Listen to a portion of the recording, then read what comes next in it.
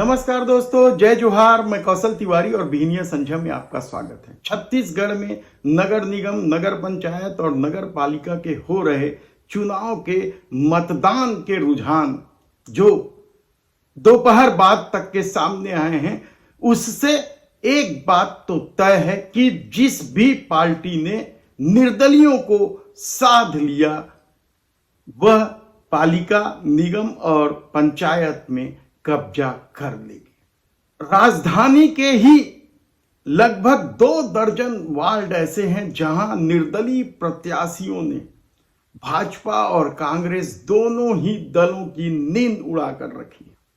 हालांकि जो त्रिकोणीय संघर्ष के हालात हैं वे केवल 1.5 दर्जन वार्डों में हैं, जिसमें प्रमुख रूप से सदर बाजार है, ब्राह्मण पारा है, तो देवेंद्र नगर वाले इलाका है, तो संजय नगर, टिकरा पारा जैसे क्षेत्र जहां निर्दलियों ने अपनी धमक दिखा दी है। हालत यह है कि कौन जीतेगा, किसके सर पार्षद का ताज होगा, यह कहना बड़ा मुश्किल हो गया है। लेकिन मुकाबला महापौर को लेकर कांग्रेस के दीप्ति प्रमोद दुबे और भारतीय जनता पार्टी के मीनल चौबे के बीच ही दिखाई दे रहा है। आम आदमी पार्टी किसी किसी वार्ड में बढ़त लेते दिखाई दे रही, लेकिन वह बढ़त ले पाएगी नहीं ले पाएगी वह भी भविष्य के गर्भ में है। ऐसे में दुर्ग, चिरमिरी, अंबिकापुर जैसे निगम क्या एक बार फिर भाजपा के हाथ से निकल जाएगा?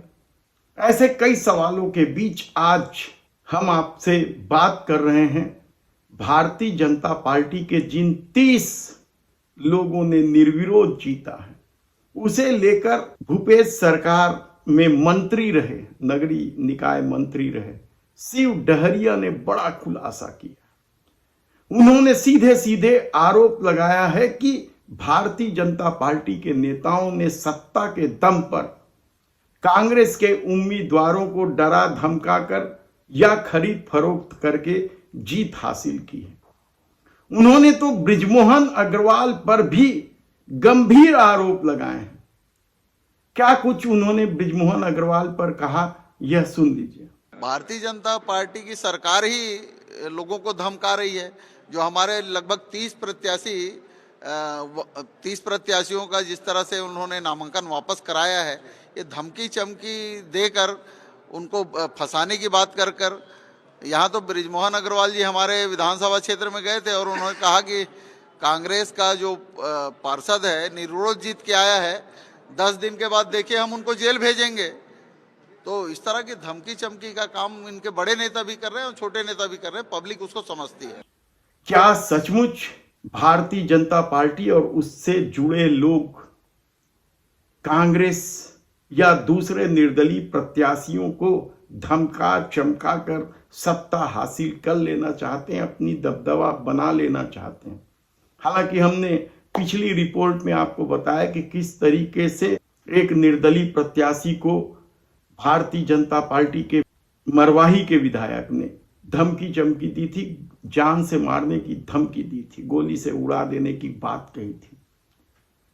तो क्या बृजमोहन अग्रवाल भी अब उसी रास्ते चल पड़े हैं? यह बड़ा सवाल है, क्योंकि बृजमोहन अग्रवाल की जो छवि है उसे लेकर पहली बार यदि किसी ने सवाल उठाया था तो वह छत्तीसगढ़ के मुख्यमंत्री भूपेश बघेल ने उठाया था, जब बैजनाथ पारा में विवाद की स्थिति बनी थी और भारतीय जनता पार्टी ने कोतवाली थाने का घेराव तक किया था।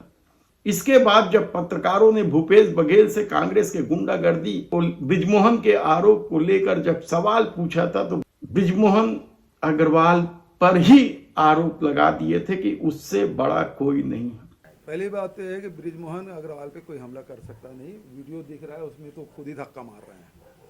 दूसरी बात है जो नरेंद्र मोदी जैसे को टेबल के नीचे घुसने के लिए मजबूर कर दे, उस बृजमोहन अग्रवाल को कोई धमकी दे सकता है, कोई धक्का दे सकता है? मजाक कर रहे हैं मतलब। ऐसे में आरंग क्षेत्र से निर्विरोध जीते पार्षद को जेल में डलवा देने का जो आरोप डॉक्टर शिव डहरिया ने लगाया है, क्या आने वाले दिनों में सचमुच वह अंजाम तक पहुंचेगा? ऐसे कई सवाल हैं, लेकिन एक बात तो तय है कि भारतीय जनता पार्टी के नेता और उनसे जुड़े लोगों में सत्ता का जो नशा चढ़ा है, उसका हमने कई किस्तों में आपको एक एक जानकारी दी है कि किस तरीके से विधायकों के रिश्तेदार, खुद विधायक और खुद संगठन से जुड़े लोग मनमानी पर उतारू हैं। देखना है कि डॉक्टर शिव डहरिया ने जो आरोप बृजमोहन अग्रवाल पर लगाए हैं, उसकी क्या प्रतिक्रिया आती है। हमने बृजमोहन अग्रवाल से संपर्क करने की कोशिश की, लेकिन उनसे संपर्क नहीं हुआ है। धन्यवाद।